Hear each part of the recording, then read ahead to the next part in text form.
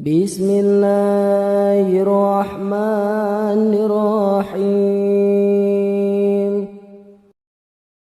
Innal hamdalillah nahmaduhu wa nasta'inuhu wa nastaghfiruh wa na'udzu billahi min shururi anfusina wa sayyiati a'malina. May yahdihillahu fala mudilla lahu wa may yudlil fala hadiya lahu. Asyhadu an la ilaha illallah wahdahu la syarika lahu wa asyhadu anna Muhammadan 'abduhu wa rasuluhu la nabiyya ba'dahu. Allahumma shalli wa sallim wa barik ala hadzal nabiyil karim nabiyyina wa maulana Muhammadin wa ala alihi wa ashabihi wa man tabi'ahum bi ihsanin ila yaumiddin. Wa qad qala Allah ta'ala fil Qur'anil karim ba'da a'udzu billahi samii'il 'aliim minasy syaithaanir rajiim. Ya ayyuhalladzina amanu taqullaha wa qulu qawlan sadida yuslih lakum a'malakum wa yaghfir lakum dhunubakum wa may yuti'illaha wa rasulahu faqad faza fawzan 'azima. Ma'asyiral muslimin jamaah salat Jumat yang dirahmati Allah Subhanahu wa taala.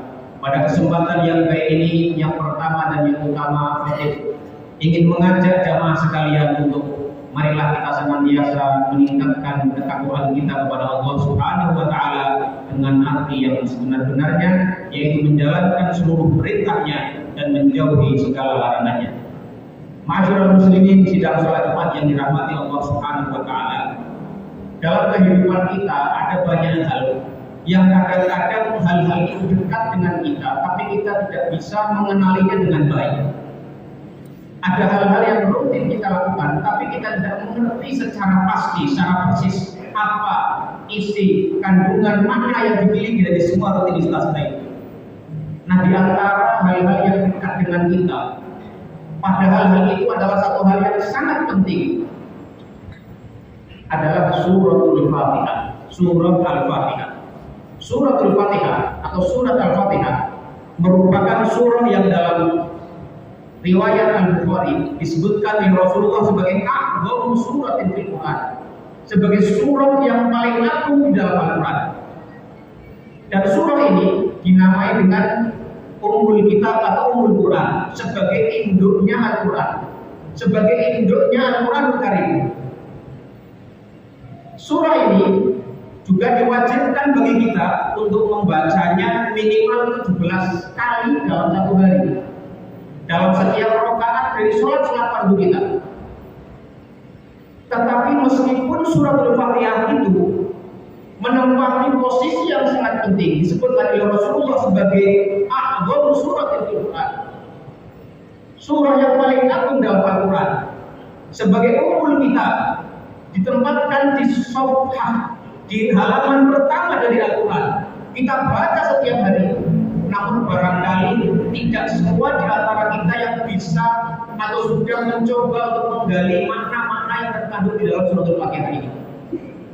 Nah, pada kesempatan khutbah yang singkat ini, khatib berkeinginan mengambil satu pelajaran kecil daripada suratul Fatihah, yaitu ada 7 kebiasaan atau 7 prinsip yang mestinya diperhatikan oleh semua orang mukmin, oleh kita yang senantiasa membaca suratul Fatihah, untuk kita aplikasikan sebagai prinsip-prinsip, sebagai kebiasaan-kebiasaan dalam sehari-hari kita. Kalau kita mengenal ada 7 habits of very effective people, maka di surat Al-Fatihah ini ada 7 habits atau 7 daily Islamic habits yang harus kita pahami dan sangat baik untuk kita internalisasi dalam kehidupan kita sehari-hari. Surat Al-Fatihah sebagaimana kita ketahui terdiri dari 7 ayat. Yang pertama, a'udzu billahi minasyaitonir rajim. Bismillahirrahmanirrahim. Surat ini dibuka dengan Bismillahirrahmanirrahim, dengan menyebut nama Allah yang Maha Rahman dan Maha Rahim. Ayat ini seakan-akan mengajarkan kepada kita agar kita dalam memulai segala sesuatu itu kita mulai dengan tasbih atau dengan basmalah.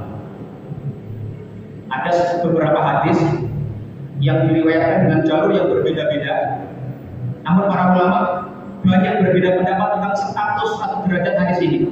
Ada yang mengatakan hasan, ada yang mengatakan dhaif. Di mana Rasulullah SAW berikan beliau bersabda, kullu amrin dibalin la yabda'u bi bismillahirrahmanirrahim fa huwa akbar.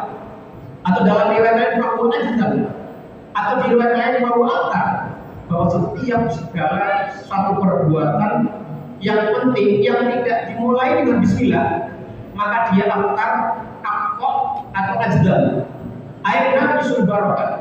Jadi kalau kita melakukan satu perilaku, satu perbuatan, satu aktivitas yang tidak kita mulai dengan nama Allah, tidak kita mulai dengan basmalah, tidak kita mulai dengan tasmiyah, maka dikhawatirkan amal perbuatan itu bisa menjadi amal perbuatan yang kurang barokahnya. Makanya Imam Ibnu Battal dalam Sahih Bukhari beliau mengatakan bahwasanya kalau kita membaca basmalah sebelum memulai aktivitas kita, itu di situ adalah kita mendapatkan dua hal. Yang pertama adalah tabarrukan. Biar kita mengambil berkah, mengharapkan berkah dari Allah Subhanahu wa taala dengan menyebutkan nama Allah dalam setiap perbuatan kita. Kemudian yang kedua, dengan basmalah itu juga istisyarah anna Allah Ta'ala huwal mu'inu ala dzalikal amal wal muyassir lahu. Dengan bismillah pula kita meyakini, kita menghayati bahwasanya semua perbuatan kita itu hanya untuk Allah Subhanahu wa taala saja, dan tidak mungkin semua itu kita lakukan kecuali atas pertolongan Allah Subhanahu wa taala dan atas kemudahan yang Allah berikan kepada kita. Jadi kalau kita keluar rumah baca basmalah, bismillah kita kenal Allah, mau makan baca bismillah, mau tidur baca bismillah, segala aktivitas kita mulai dengan bismillah, dan itu insya Allah akan menjadikan semua aktivitas kita dalam sehari-hari menjadi aktivitas yang kita niatkan untuk Allah Subhanahu wa taala dan Allah berikan keberkahan di dalamnya. Itu yang pertama. Kemudian ayat yang kedua, alhamdulillahirabbil alamin. Segala puji bagi Allah, Rabbnya semesta alam, Tuhannya semesta alam. Dari ayat ini kita bisa mengambil ibrah, mengambil pelajaran bahwasanya dalam kehidupan kita sehari-hari kita perlu mewarnai kehidupan kita dengan kesyukuran kepada Allah Subhanahu wa taala. Kita senantiasa bertahmid kepada Allah Subhanahu wa taala. Kita senantiasa memuji Allah Subhanahu wa taala.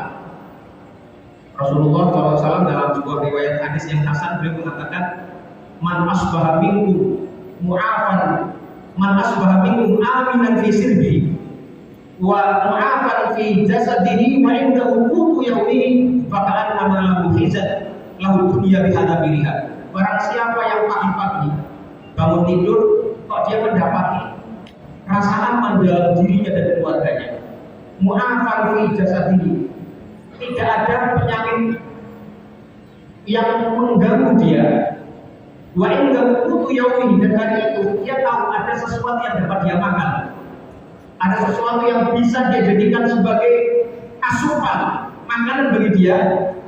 Faka'an namahi zatlahu dunya bihadabiliha. Maka orang yang seperti ini sebenarnya sudah seperti orang yang diberikan dunia dengan segala isinya. Jadi dari hadis ini Rasulullah SAW ingin mengajak umatnya untuk senantiasa berpikir positif, memiliki getaran vibe yang positif, yaitu dengan cara setiap hari bersyukur kepada Allah Subhanahu wa taala, memuji atas segala hal baik nikmat yang Allah berikan kepadanya. Dan salah satu cara kita untuk bersyukur itu adalah dengan melihat sesuatu yang lebih rendah dari kita. Ungguru ila man huwa asfal minhu wa la tanzuru ila man huwa fawqahu fa innahu ajdaru alla tajdaru bimatallahi alaikum. Lihatlah hal-hal yang lebih buruk dari apa yang engkau alami saat ini. Lihatlah orang yang lebih rendah darimu saat ini. Lihatlah keadaan yang lebih baik dari keadaanmu saat ini. Dari ajdaru alla tasdaru nikmatallahi alaikum. Yang demikian itu adalah lebih baik bagi kalian, lebih mudah bagi kalian untuk bisa menghargai nikmat Allah kepada kalian. Jadi makna yang kedua atau kebiasaan yang kedua yang perlu kita upayakan dalam sehari-hari kita adalah senantiasa mewarnai kehidupan kita dengan syukur kepada Allah Subhanahu wa taala, menghiasi hidup kita dengan hamdalah, memuji Allah Subhanahu wa taala. Kemudian yang ketiga, Ar-Rahmanur Rahim. Di sini ayat ini menegaskan bahwa Allah Subhanahu wa taala memiliki sifat Rahman dan Rahim. Maha penyayang. Wa rahmati wasi'at kulla syai', kata Allah Subhanahu wa taala dalam surat Al-A'raf. Dan rahmatku itu mencakup segala hal. Kalau kita mendapat musibah, itu pasti ada rahmat Allah di situ. Kalau kita mendapatkan ujian, pasti ada rahmat Allah di situ. Persoalannya kita tahu atau tidak di mana letak rahmat Allah bagi dia. Kenapa? Karena wa inna rahmati wasi'at kulla syai'. Semua segala sesuatu itu mendapatkan rahmat dari Allah Subhanahu wa taala. Nah, kalau kita meyakini itu dan paham tentang mana ini, sementara Allah Subhanahu wa taala memiliki rahmat dengan rahman rahimnya kepada semua makhluknya, maka alangkah tidak tahu dirinya kita kalau kita tidak mau memberikan rahmat kita kepada orang lain. Dan Rasulullah SAW dalam satu hadis mengatakan, irhamu man fil ardi yarhamkum man fis sama. Berilah kasih sayang oleh kalian semua kepada orang-orang yang di sekitar Anda. Bahkan janganlah orang binatang pun hendaknya mendapatkan rahmat kita. Kita semua pernah mendengar bagaimana ada seorang perempuan masuk surga gara-gara memberikan air kepada seekor anjing. Lantas pahala sebesar apa yang ingin kita dapatkan kita memberikan air kepada seorang manusia? Maka berilah rahmatmu, berilah kasih sayangmu kepada orang di sekitarmu. Dengan itu Allah Subhanahu wa taala akan memberikan rahmatnya kepadamu. Irhamu man fil ardi yarhamkum man fis sama. Tebarkanlah rahmat, tebarkanlah kasih sayang, tebarkanlah manfaat kepada bumi. Maka Allah Subhanahu wa taala yang ada di langit, Dia akan memberikan rahmatnya kepadamu. Prinsip atau kebiasaan ketiga yang kita pelajari dari surat Al-Fatihah adalah senantiasa menebarkan manfaat dan kasih sayang kepada orang di sekitar kita. Yang keempat, Malik Yaumiddin. Dialah zat yang menjadi raja. Kalau kita bahasanya Malik dengan pendek raja, kalau Malik panjang adalah yang memiliki. Dialah zat yang merajai dan memiliki hari akhir atau hari pembalasan di hari kiamat ini. Dari ayat ini kita bisa mengambil satu pelajaran bahwasanya kehidupan kita sehari-hari hendaknya kita membiasakan satu prinsip untuk senantiasa berorientasi kepada hari akhir. Kita semua paham pada sekali kita hidup, maka kita nanti akan hidup selama-lamanya dari kiamat. Manusia itu senantiasa, semua orang yang hidup di muka bumi itu pasti mengalami nafasi. Yang pertama kematian tidak ada, kemudian kehidupan, kemudian kematian, dan yang ketiga, yang terakhir, yang keempat adalah kehidupan selama-lamanya. Jadi manusia itu selalu diawali dengan kematian dan diakhiri dengan kehidupan. Kaifa takfuruna billahi wa kuntum amwatan fa ahyaakum thumma yumitukum thumma yuhyikum thumma ilaihi turja'un. Dalam surat Al-Baqarah. Jadi setiap manusia itu dimulai sejarahnya itu dari kematian dan diakhiri dengan kehidupan, yaitu kehidupan dari akhir. Nah, kalau kita sudah paham dengan makna ini, maka kita perlu membiasakan diri untuk senantiasa berorientasi kepada akhirat. Kalau kita di dunia ini menghadapi orang-orang yang tidak adil kepada kita menghadapi orang yang kadang-kadang kita berbuat baik kepadanya, dia tidak mau berterima kasih kepada kita yakin bahwasanya ada hari akhirat di mana Allah Subhanahu wa taala akan memberikan balasan yang seadil-adilnya. Disitulah kita akan merasa tenang dan kehidupan kita menjadi nyaman. Kebiasaan yang keempat sekali lagi adalah berorientasi kepada akhirat. Yang kelima, iyyaka na'budu wa iyyaka nasta'in. Kepada-Mu ya Allah kami menyembah dan kepada-Mu kami mohon pertolongan. Yang menarik jemaah rahmatullah, kata kerja pertama yang disebutkan dalam mushaf Al-Qur'an kalau kita buka itu adalah kata na'budu, menyembah kepada Allah Subhanahu wa taala.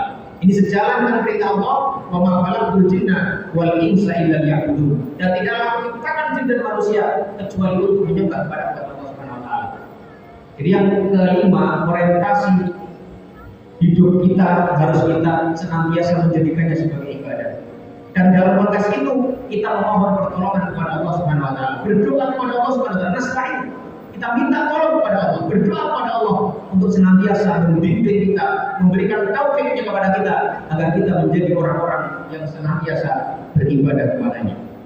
Yang keenam, ihdinas shiratal mustaqim. Tetapkanlah kami ya Allah dengan hidayahmu di jalan yang lurus. Kata ihdina itu bisa dimaknai ihdina bila kamu petunjuk. Kalau bagi orang yang sudah mendapat petunjuk, maka maknanya adalah tetapkanlah di dalam petunjuk itu. Dari ayat yang pertama ini kita mengambil pelajaran bahwasanya satu kebiasaan penting dan satu prinsip penting yang perlu kita jadikan pedoman dalam hidup kita adalah senantiasa berupaya untuk menjaga konsistensi kita dalam beramal, istiqomah kita dalam beriman dan beramal kepada Allah Subhanahu wa taala. Dan kemudian yang terakhir yang ketujuh, siratal ladzina an'amta 'alaihim ghairil maghdubi 'alaihim waladdallin. Amin. Jalan yang lurus adalah jalan yang orang-orang yang Engkau berikan nikmat kepada mereka. Mereka semua sudah berlalu. Bukan nikmat, bukan jalan yang orang-orang yang Engkau murkai terhadap mereka. Ghairil maghdubi 'alaihim waladdallin, dan bukan pula orang-orang yang tersesat jalannya. Dari ayat ini ma'asyiral muslimin rahimakumullah, ayat ini mengajarkan agar kita senantiasa bercermin dari masa lalu, bercermin dari sejarah. Kalau sejarah orang-orang baik, kita ambil pelajaran kebaikannya. Kalau kita membaca sejarah orang-orang yang berperilaku buruk, kita jadikan pelajaran untuk tidak tinggal untuk mengikutinya. Jadi senantiasa setiap hari kita memiliki kebiasaan untuk bercermin dari sejarah, bercermin dari orang lain. Rasulullah SAW pernah bersabda, al-mu'minu mir'atu akhil mu'min, bahwa seorang mukmin adalah cermin bagi mukmin yang lain. Kita melihat saudara kita melihat teman kita melihat kolega kita, mereka adalah tempat kita untuk bercermin, menguji sejauh mana kebaikan yang kita lakukan dan sejauh mana keburukan-keburukan yang mungkin kita bisa lakukan. Ma'asyiral muslimin yang dirahmati Allah Subhanahu wa taala, sekali lagi suratul Fatihah memiliki banyak sekali samudra hikmah, samudra pelajaran yang sangat luas sekali. Namun pada kesempatan kali ini saya hanya mengambil satu sekelumit saja dari hikmah pelajaran dari surah Al-Fatihah, yaitu kita ada 7 kebiasaan atau 7 prinsip yang layak untuk kita jadikan sebagai pedoman dalam kehidupan kita sehari-hari. Yang pertama sekali lagi adalah senantiasa memulai dengan Bismillah. Kita niatkan seluruh aktivitas kita karena Allah Subhanahu wa taala dan tidak terjadi kecuali karena pertolongan Allah Subhanahu wa taala.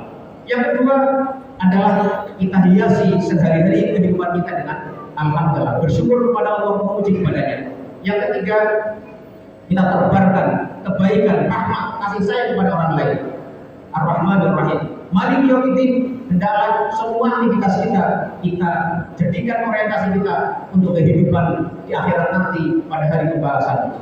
Kemudian yang kelima, kita upayakan bahwa seluruh aktivitas kita yang ada ini niatkanlah untuk beribadah kepada Allah Subhanahu wa taala dan mintalah tolong kepadanya untuk membimbing kita, memberikan taufiknya kepada kita agar kita mampu menjalankan dengan sebaik-baiknya. Yang keenam, Surat Al-Fatihah mengajarkan kepada kita prinsip atau kebiasaan yang keenam, yaitu agar senantiasa kita menjaga konsistensi kita, keistiqomahan kita dalam menjalankan perintah-perintah Allah Subhanahu wa taala dan Rasulnya, serta menjauhi larangan-larangan Allah dan Rasulnya. Dan yang terakhir yang ketujuh, marilah kita senantiasa bercermin dari sejarah dan bercermin dari orang lain, bercermin dari orang-orang yang ada di sekitar kita. Aqulu qouli hadza wa astaghfirullah li wa lakum fastaghfiruhu innahu huwal ghafurur rahim.